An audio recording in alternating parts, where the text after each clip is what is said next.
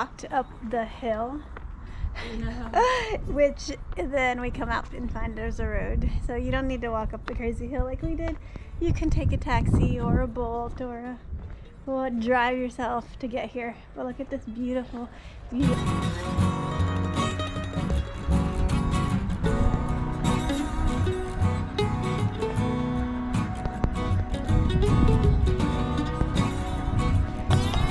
Is Tbilisi.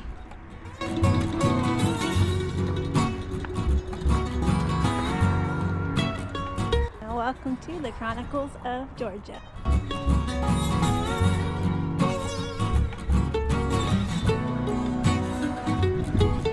Apparently they have a mascot. Oh, sweet little puppy. Hello. Hi, lazy bear.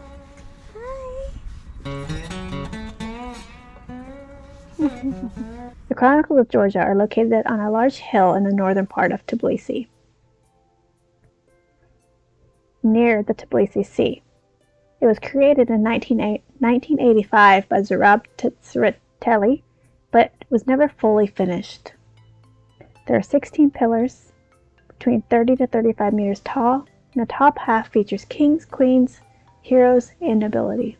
The bottom depicts the story of Christ. There's even a grapevine cross of St. Nino in the chapel. The Chronicle of Georgia records the history of Georgia in detail, quoting, "During the first 5,000 years of human occupancy, the population of Georgia was scanty and thinly spread. Homo erectus had been living in Georgia and developing slowly since the Paleolithic era. The earliest evidence of wine has also been found in Georgia, which dates back over 8,000 years. This was the introduction of domesticated plants in agriculture.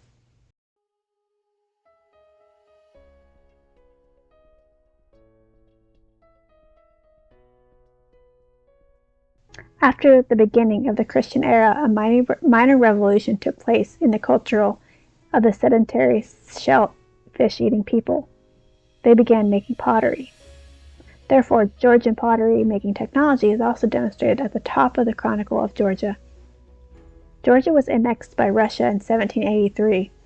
It was incorporated into the Soviet Union in 1936 and renamed the Georgian Soviet Socialist Republic, Georgia, SSR.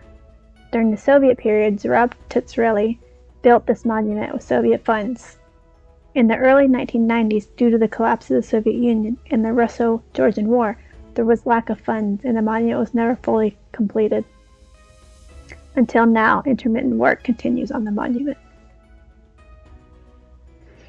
There are steps leading your way to the monument, and you can overlook the entire city of Tbilisi, as well as the Tbilisi Sea.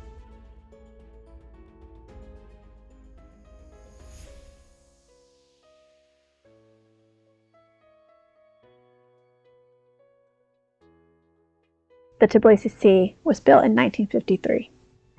It is an artificial lake, and you can go visit. I recommend going to the resort, not going on your own. It wasn't the cleanest lake in the world, but I think the parts with the resort are much better. I've heard it's amazing.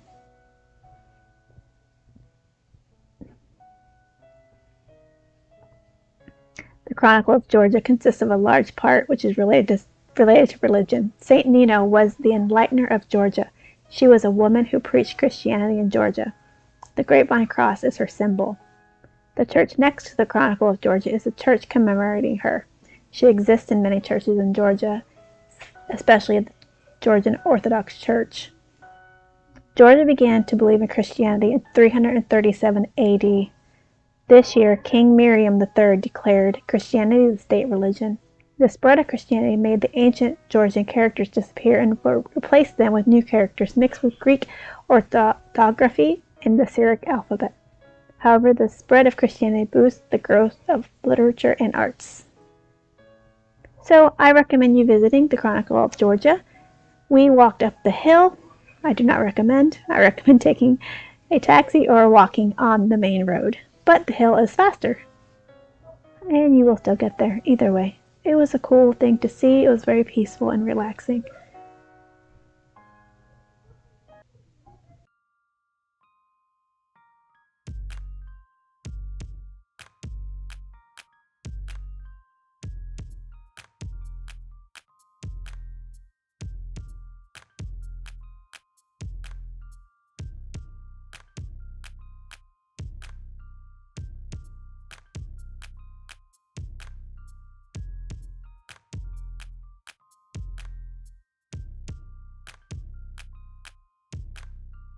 So this is the Tbilisi Sea.